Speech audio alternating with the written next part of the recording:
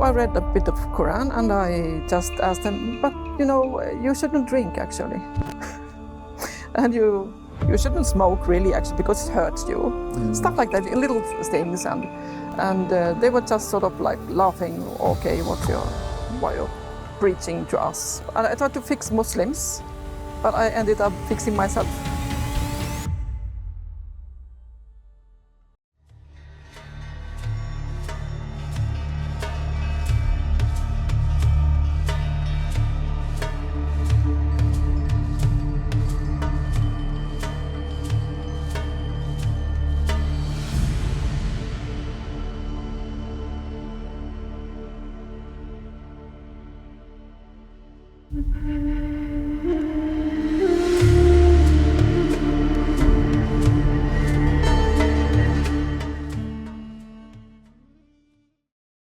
Sister Helen, assalamu alaikum. Alaikum salam. Now, you've been a Muslimah since the early 1980s nearly. Right. How did you know about Islam? What made you interested in it in the first place? Well, sort of sadly. So I met Muslims, but they were not very practicing. They were doing all kind of stuff that I was thinking that why are they behaving like this? Behaving badly. Yeah. So I was thinking, what is actually their book? Does their book say about these things? So maybe it explains why they're behaving badly. So I didn't have a good opinion about Islam because, well, it was sort of a strange religion for us. So I wanted to see myself, what is the Quran saying about this? And these Muslims you saw behaving badly were here in Sweden? Yes, here in Sweden, yes. Yes. And so I read a bit of Quran and I just asked them, but you shouldn't drink actually. And you shouldn't smoke really actually because it hurts you. Stuff like that, little things. And they were just sort of like laughing, okay, why you're preaching to us. And you're preaching to the Muslims. Yeah. And yeah, that's like what the spark of it all. And I tried to fix Muslims, but I ended up fixing myself, sort of. And I'm still fixing myself. Where did you meet them? Were you colleagues? Were you... No, it was a family I knew and the friends, And yeah. We were meeting just like going to cinema or just having a coffee somewhere. Actually, I was not doing the things they were doing. I was more like sober than they were. So it was like sort of, I didn't like that kind of behavior. Were you religious? No, I wasn't. I should maybe tell because I was something like maybe 9 years old or something like that. And I was thinking, I need to pray, just like that. And my family, they were not religious, actually. They were sort of not atheists. They were more like free thinkers. There might be God, might be not. But we are sort of Christians because we used to be Christians, like in generations. So agnostic Christians? Yeah, sort of something like that. Just make their own religion, like most of people in the Nordic countries, they make their own religion. But I just got this idea I should pray. And I started thinking, pray to whom? Shall I pray to God or to Jesus? Is there anybody else to pray to? Who? So that I will get what I want. If I pray to God, maybe Jesus will say no, and then I don't get it. Or maybe if I pray to Jesus, so God will say no, and then I don't get what I want. So it's like I got confused. And I felt confused maybe until I was 14 or something like that. Maybe following all the family traditions like Christmas or Easter or stuff like that, but really not understanding why. It was like more like a culture. But when I was 15 or something, so I started thinking a little bit more, I can't accept this religion of Christianity because I don't understand anything about this. Did it make sense to you? No sense at all. And but of course, I loved history, so I read a lot about history and what's happening in the world, and was interested, like many young people that time were. And so I miss this a bit of funny, because I wanted to make the women in Saudi Arabia free. Yeah. Why Saudi Arabia? Because they were dressing in a way that I was thinking they are oppressed by men, and why they do like this, and they can't drive, and they can't this, and they can't that. And Well, that would have been a very good cause. yeah. Yeah. I think a little bit I learned from my mother actually about this too, because she was a very special lady. She's dead now, Allah. But when she was, she had a baby, and the baby died. So I might have been maybe 11 or 12, something like that. And suddenly she was listening to a radio, and there was like a God service, church service. And suddenly she just hit the radio like this and made it quiet. And she said, "I can't believe this, because my baby had no sin." So it sort of got me. I got thinking, you can think different though you are Christian. So this was like an explanation for how the family made their own understanding of it. Yeah. Well, the idea of the original sin doesn't make sense anyway. Yeah. And it's unfair. Yeah. So that led to that I didn't feel like Christian. I didn't feel like wanting to be a Christian, because it was right for me. Then in one of these Muslims, but also, of course, a boy, you know, who told me, "Go to church, just try it." So I was thinking, what should I do in the church? You see, these Muslims who are not following their religion, they think maybe Christian is better. So they want people to be Christians instead of being Muslims. So this was like very strange for me. Why does this Muslim person want me to be a Christian? But sort of now, if we just jump to today, I understand what he was thinking. He was thinking that there is an ethical code in religions, and that if I actually was Christian, so maybe I will be a better Christian too, or a better person if I follow this ethical code instead of having no religion at all. And I think probably also because he was concerned to be perceived as compelling you to do. Some Muslims are a bit wary about this. Yeah. This could be like that too. There could be something of that. But then, of course, that relationship just died out, and I didn't think about that then after all, everything. But then because I was getting caught by Islam, sort of, because there was only one God. And this I could accept, because I could understand it,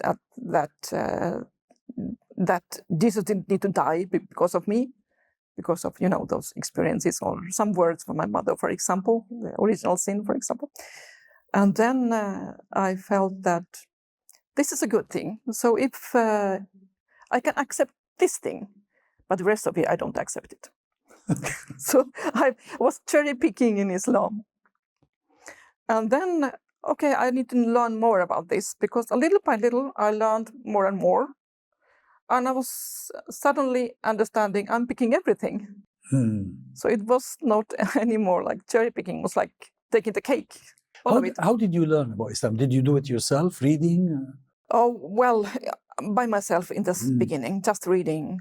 And of course, there were contradictory books also, so we couldn't really know what's the true Islam from the beginning.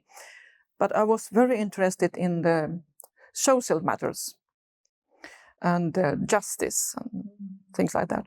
So I finally found about that Islam is a very social religion in different ways. It's for justice, it's for social justice, for economical justice, and all these things. It was interesting for me, like around 20 years old, or a little bit more. And then the big thing was actually Mori's Bouquet. Yeah, of course. So many. Which of his books? Quran and Science? Yes, that's the most interesting, because as many in the northern parts of Europe, of course, mostly, we love science. or we think we love science. Maybe we don't really understand science, but we want to be understood as people who love science. And also this, that I want to understand. I don't want to believe anything people tell to me. And God, he knew how I am, that I didn't want to follow anything or anybody or nothing at all. I wanted to just decide myself and understand what I'm doing. So I think really that it's totally useless to try to make somebody Muslim, especially not the European people. They can't accept things. They want to do their own way. So Allah knows this, and he put me in a way that I could learn very slowly, accepting thing after thing after thing. And then, wow, I'm Muslim. So I went to a mosque. I heard in the radio that there was a mosque in Stockholm. So I went there. This one? Yes, this one, but not right here, but this same kind of mosque. So, and then I said, I just want to be Muslim. Oh, okay, yeah, well. That's easy. Yalla, yalla. No. Yeah. What was the response of your family? My family, my mother was very open-minded. She was a great person, really. So she said, well, you can be Muslim or anything you want. You're still the same person. So she understood that it doesn't change everything in a person. You just find yourself sort of better. That's very good. And you correct yourself. I'm still correcting myself. We are all We should trying. all be correcting ourselves. We are all trying. Yeah. So it helps when your mother or when your parents are understanding. Yeah. My father was a very hard-working person. He was not interested in talking or something like that. He died also. I was very young. I was like 14 years. But my mother, she was a thinker. Did she find you better after you became a Muslim? I really think so. And also she was a very funny person, because when I gave her like a prayer carpet, this, so she put it on her head and she said like this. So she was very open-minded, very funny person. So I like that attitude from people. So I had no problems with my family at all. And somebody had asked her if she was not ashamed of me. Oh, they did? Yeah. A relative? Yeah, a little bit relative, but far away relative. But she said, no, why? She's my daughter. How can I be ashamed of my daughter? Never. So it has been a nice trip for me, for my family's part. Has been very good. So no real challenges from the family? No. I think the big challenge are Muslims. Unfortunately. From the beginning to the end. It's a great religion, but many of its followers are not so great. Yeah. So also they might cause a lot of problems for new converts, of course, specifically more to women, because they come often from the different countries here to Scandinavia, to Sweden, and they want to make a life. They come as migrants mostly. Yes, and they just want to make a life. They want to buy things, they want to be something, they want to have the Swedish passport, the red one, to do what they want. It's not wrong to want to do things, of course not. But often they sort of also use Islam, pretending to be Muslims, and then, trying to find somebody pretending to be a Muslim. And it becomes really worse when it becomes exploitative. Yeah, really. Like, telling you shouldn't do this because you're Muslim, but actually they are wrong in it. They tell you, don't work, don't do this, don't do that. It scares, I think. What sort of problems did you face with the Muslims specifically? Well, honestly, I didn't meet a lot of problems. I saw a lot of problems from other people. Just this, that you can get a little bit, for my part, can get a little bit irritated because of the behavior of the Muslims, because they are so ignorant about Islam, so extremely ignorant about that. And they suppose like that I must be I must follow my husband. For example, somebody was asking, which school do you follow? I said, I don't follow any school. Yeah, but you must follow a school, one of these 4 schools. So, why? Yeah, because your husband probably is following some school. I don't even have a husband that time. He died, I said. Just to make him, understand that don't think things are the way you are thinking. Yeah. Things might be totally differently. And if Muslims who raise this issue, if they only think about it, it's a most ridiculous issue.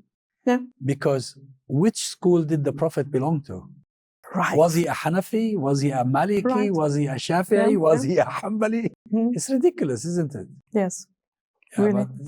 But Of course, these schools, they help us to understand, but we don't need to follow it like strictly. Well, you can do if you want. It's not like something you must do in a specific way. True.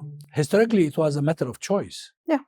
And that's why in certain geographical locations, Right. people are Hanafis, in others they are Hanbalis, in others. It had to do with geography, with politics, with all of this. Yeah. Now, the experience of new Muslims with the Muslim community, has it generally been negative or? Not the first day. No, the first day they celebrate you, don't they? Yes, they celebrate you and everything. And then they start looking for a husband or a wife for you, even if you don't want to, even if you're married. Because they think they should choose somebody else from their family so they can fix their green cards. Oh, terrible. Something like that. I'm exaggerating a little bit, but, ugly things happen sometimes. Really unrespectful things also, and that's like very annoying. We still need to correct ourselves. So to some extent, really, the negative images of Islam, the Muslims are responsible for them. Oh, yes. Yes. But of course, there is also political challenges and political winds, which are actually a big problem for us today, because we have a very extreme right wing, but we do also have extreme left wing who didn't like Islam so much, and then the right wing. So we're like between two. They're currents. competing. They are competing, but not. I think the right wing is now more like winning, like in all Europe. Yeah, I remember I used to come to Sweden in the 90s frequently, and things seemed doing very well at the time. Yeah, it was a peaceful time. And now we hear very sad stories about how this current government is taking a very hostile position vis-a-vis Islam and the Muslims. Yes, it is. And that's scary. And it's not only against Muslims, but Muslims are, of course, the first one to be against, because it's like easy target. Because people don't really like foreigners, and especially not Muslims. So there's a lot of racism in this society. Like I think in most of Europe, there is a lot of racism. But then also there are people who are so nice, so good. And I'm firstly thinking about the Christians who are actually very nice to Muslims. Some of them, of course, not everybody. Not even all Muslims are nice and not all Christians are nice. Of course, that's true. But there are so many Christians who are supporting us.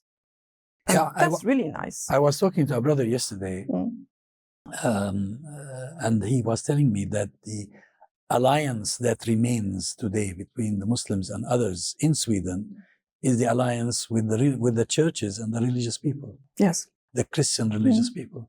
Yes.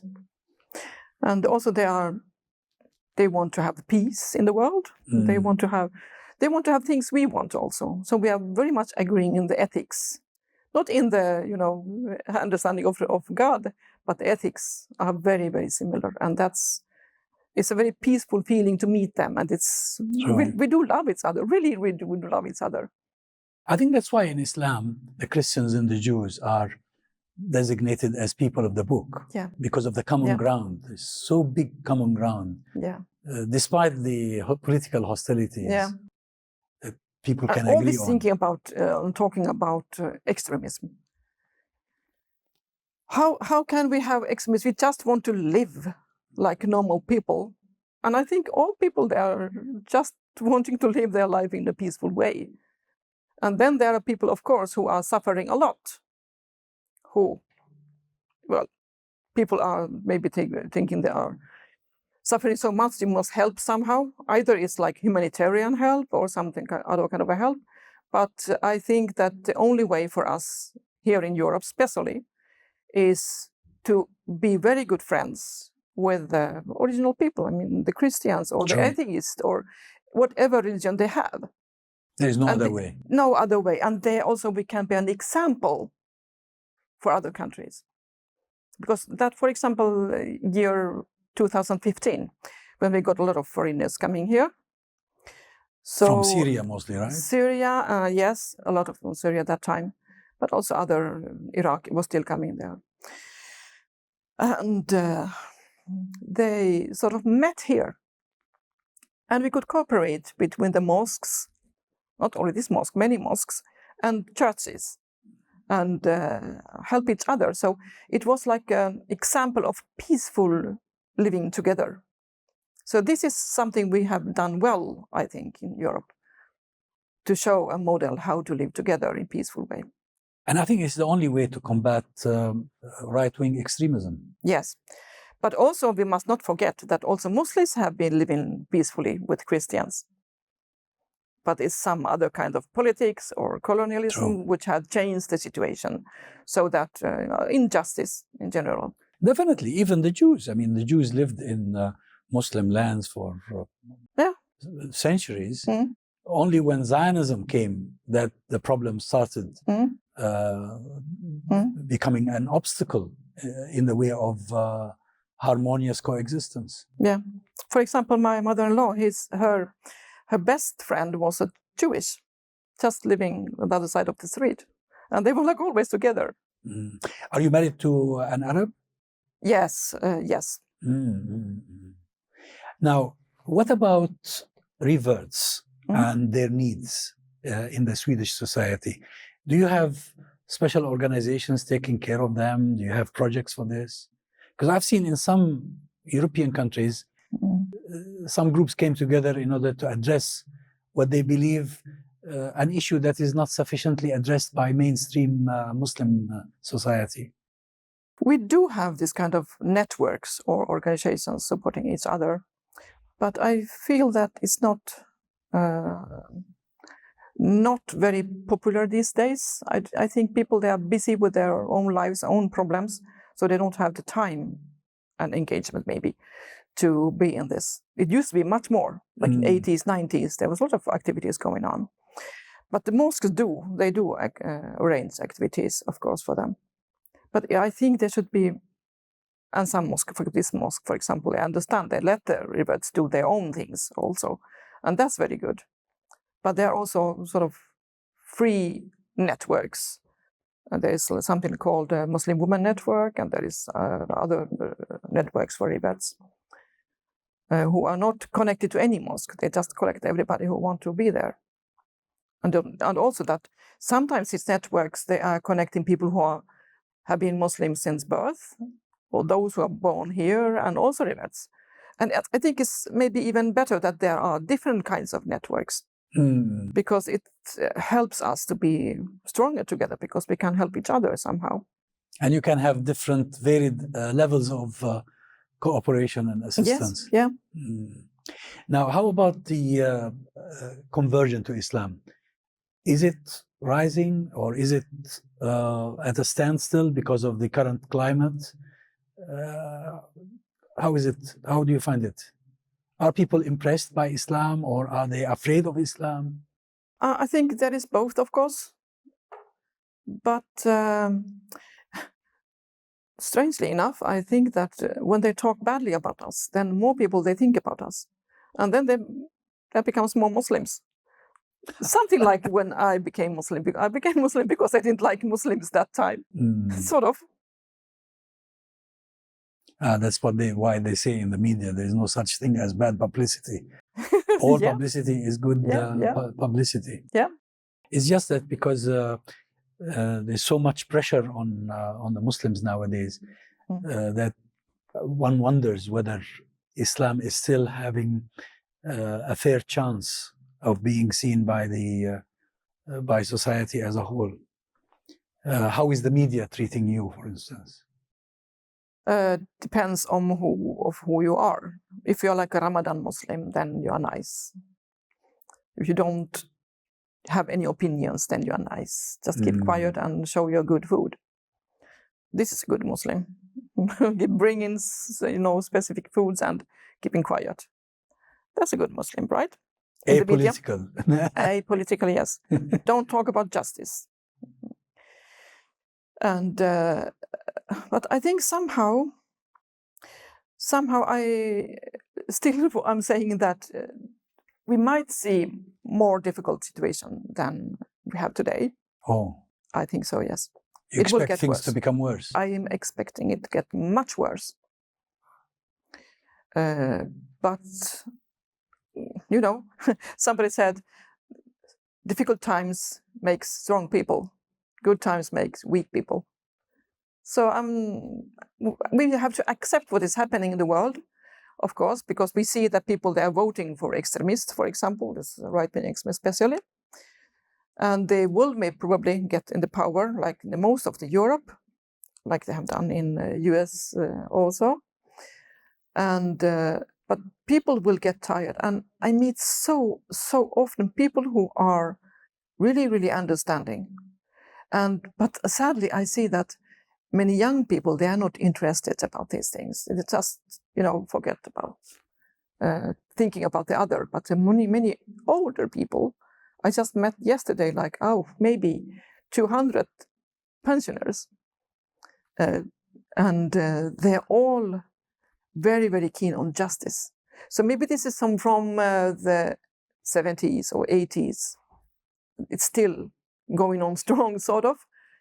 But we should know how to do with the young people. Although we help them. Although we noticed that the new generation has been motivated by the events in Gaza. Yes, and that had a link with Islam as well. Yes, quite sure there has been, of course. It has to show something in the numbers of how many do actually choose Islam. But also in the attitude of people that are more curious about Muslims and more understanding maybe. And then, of course, there are some who are turning the other way. True. We can never say that this affects in a certain way because it will affect different people in different ways. So some will leave Islam because they're afraid that they will be targeted by the politics somehow. And some will be coming to Islam. But I believe there are more coming. The more they are trying to resist Islam or not to like Islam, to do some difficult situations for Muslims, there are more people will be trying to understand about Islam.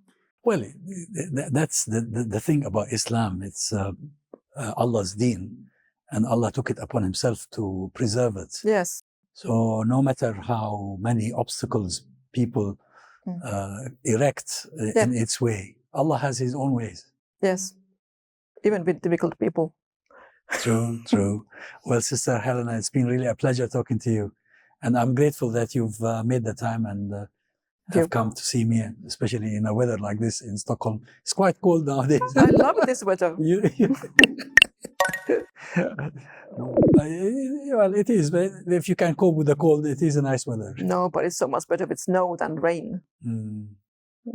Well, thanks a lot. Thank you. Thank you.